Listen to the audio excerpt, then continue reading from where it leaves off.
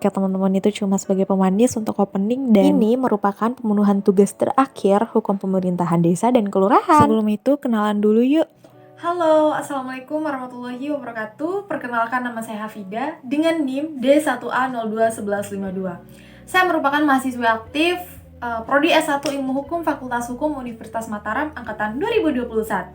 Dalam kesempatan kali ini, saya akan menjelaskan mengenai bagaimana sih kedudukan dari sekretaris desa yang termasuk dalam perangkat desa sebelum dan sesudah diberlakukannya Undang-Undang Nomor 6 Tahun 2014. Dan semoga tugas ini menjadi tugas yang sangat berkesan untuk menambah ilmu pengetahuan dan juga hasanah kita semua mengenai hukum pemerintahan desa dan kelurahan. Nah, ini sudah jelas merupakan pokok bahasan kita pada kali ini. Yang pertama, kita bahas mengenai kedudukan sekretaris desa sebelum diberlakukannya Undang-Undang Nomor 6 Tahun 2014. Jadi teman-teman, sebelum berlakunya Undang-Undang Desa sekarang ini, ternyata terdapat dua undang-undang terdahulu yang mengatur tentang pemerintahan daerah yang di dalamnya juga mengatur tentang Yaitu desa. Undang-Undang Nomor 22 Tahun 1999 yang kemudian digantikan dengan Undang-Undang Nomor 32 Tahun 2004. Nah, yang menjadi perhatian adalah Undang-Undang Nomor 32 Tahun 2004 tentang pengaturan desa, yaitu pasal 202 yang mengenai pemerintahan desa, termasuk kepala desa dan juga perangkat desa, yaitu sekretaris desa. Substansi dari pasal 202 ayat 3 ini menuai polemik, yaitu sekretaris desa yang diisi oleh pegawai negeri sipil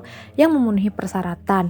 Hal ini menjadi perhatian karena tidak pernah terdapat substansi pengaturan yang mengisyaratkan bahwa di dalam pemerintahan desa atau sekretaris desa diisi oleh PNS, terlebih untuk perangkat desa yang tugasnya membantu kepala desa. Lalu apa sih definisi PNS itu sendiri? Nah, definisi PNS ini tertuang dalam pasal 1 angka 1 Undang-Undang Nomor 43 Tahun 1999 tentang pokok kepegawaian. Karena mengejar waktu, teman-teman boleh baca sendiri ya. Nah, selanjutnya ketimpangan-ketimpangan yang terjadi ini secara hierarki, bagaimana pengangkatan sekretaris desa menjadi PNS yang membuat sekretaris desa merasa tidak perlu bertanggung jawab kepada kepala desa. Nah, ternyata berbanding terbalik setelah diberlakukannya Undang-Undang Nomor 6 Tahun 2014. Di mana ketentuan di dalam Undang-Undang Desa baru ini tidak mensyaratkan sekretaris desa diisi oleh PNS. Artinya sekretaris desa diposisikan kembali sebagai bagian dari perangkat desa sebagaimana perangkat desa yang lain. Kemudian sekretaris desa juga tidak harus menjalankan pertanggungjawaban ganda sebagaimana pada peraturan sebelumnya. Nah, ini nih dampak atau implikasi sebelum diberlakukannya Undang-Undang Nomor 6 tadi, yaitu menimbulkan permasalahan mengenai kekosongan sekretaris desa yang disebabkan tidak terdapat PNS yang berkompeten dalam urusan administrasi desa, atau disebabkan sekretaris desa yang lama tidak memenuhi persyaratan untuk diangkat menjadi PNS. Nah, dalam implikasi tersebut, meskipun begitu, bukan berarti jabatan sekretaris desa dapat dibiarkan kosong. Berikut saya jelaskan.